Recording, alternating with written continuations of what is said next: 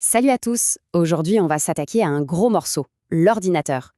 On va soulever le capot et décortiquer ensemble ce qui se cache à l'intérieur de cette machine qui a l'air si compliquée. L'objectif, comprendre enfin comment ça marche vraiment. C'est parti? Franchement, quand on y pense, c'est un peu magique, non? On appuie sur un bouton et hop, un univers entier s'offre à nous. Mais derrière ce tour de passe-passe, il n'y a pas de magie, il y a une logique, une structure, une architecture qui est à la fois simple et incroyablement ingénieuse. C'est ce secret qu'on va percer aujourd'hui. Bon, avant de mettre les mains dans le cambouis et de regarder les composants un par un, il faut d'abord comprendre la mission fondamentale d'un ordinateur. Parce que, qu'il s'agisse d'un smartphone ou d'un supercalculateur, au fond, il fait toujours la même chose. Et voilà, le secret est déjà presque révélé. Tout, absolument tout, se résume à ces 3 étapes. D'abord, la machine reçoit des infos. C'est l'entrée. Ensuite, elle triture ces infos. Elle calcule, elle transforme. Ça, c'est le traitement. Et enfin, elle nous montre le résultat de son travail, la sortie. C'est le cycle de vie de l'information. Ce schéma illustre ça parfaitement. L'information rentre d'un côté, elle passe dans la moulinette au centre et elle ressort de l'autre transformée. C'est une danse constante, un flux permanent. Un principe tout simple, mais c'est de là que découle toute la puissance de l'informatique. Ok, on a compris le principe général. Maintenant, voyons qui fait le travail. On peut imaginer les composants comme une équipe ultra spécialisée. Chaque membre a un rôle bien défini et c'est leur collaboration parfaite qui produit le résultat final. Et voilà la photo de famille. Ce schéma, ça va être notre carte routière pour la suite. On y voit tous les acteurs principaux. Les périphériques, l'unité centrale, la mémoire. On va maintenant zoomer sur chaque membre de cette équipe pour comprendre son rôle. Alors commençons par l'essence de l'ordinateur. Les périphériques d'entrée, c'est tout ce qui lui permet de percevoir le monde extérieur. Le clavier, la souris, le micro, ce sont ses oreilles et ses mains. C'est grâce à eux qu'on peut lui donner des ordres et des informations. Et à l'inverse, si les entrées sont ses sens, les sorties, c'est sa voix. C'est sa manière de nous répondre. L'écran nous montre des images, les haut-parleurs nous parlent, l'imprimante nous donne du papier.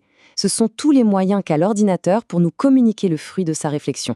Bon, maintenant, on arrive au cœur du réacteur, au noyau dur, l'unité centrale. C'est le cerveau de l'opération. C'est là que tout se passe, les calculs, les décisions, le traitement de l'information, à des vitesses qui donnent le vertige. Et dans ce cerveau, il y a 2 types de mémoire qui travaillent main dans la main. La mémoire principale, la RAM, c'est la mémoire à court terme. C'est un peu comme un bureau. On y pose les dossiers sur lesquels on travaille activement. C'est super rapide d'accès. La mémoire secondaire, le disque dur, c'est la mémoire à long terme. C'est l'armoire d'archives, plus lente, mais on peut y stocker des tonnes de choses. L'un ne fonctionne pas sans l'autre. D'accord, on a les membres de l'équipe. Le cerveau, l'essence, la voix. Mais comment est-ce qu'ils se parlent? Un cerveau qui n'est pas connecté au reste du corps ne sert pas à grand-chose. Il faut un système nerveux. Eh bien, ce système nerveux, en informatique, ça s'appelle les bus. Il faut vraiment les voir comme un réseau d'autoroutes qui parcourt toute la machine, transportant des paquets d'informations à toute allure entre le processeur, la mémoire et tous les autres composants. Et attention, ce n'est pas une simple autoroute. Il y a des voies spécialisées. Il y a le bus d'adresse, qui est un peu le GPS. Il dit où l'information doit aller. Il y a le bus de données, qui transporte l'information elle-même. Et enfin, le bus de commande, c'est un peu la police de la route. Il s'assure que tout ce trafic se déroule sans accident. Alors, on a les pièces, on a les autoroutes pour les relier. Mais qui a dessiné le plan de cette ville ultra complexe? On pourrait croire qu'il y a des milliers de plans différents, mais en réalité, la quasi-totalité des ordinateurs construits aujourd'hui repose sur un seul et même design, un plan d'architecte absolument génial. Et ce plan, on le doit à un mathématicien visionnaire, John von Neumann.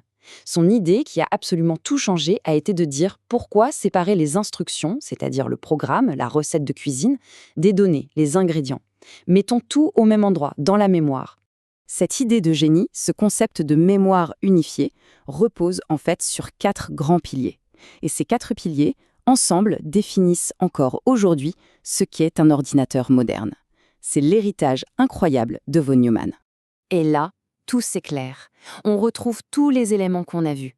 Le processeur, avec son unité de calcul et son unité de contrôle qui joue le rôle de chef d'orchestre, la fameuse mémoire unique qui stocke à la fois les programmes et les données, et bien sûr, les périphériques d'entrée et de sortie pour dialoguer avec nous.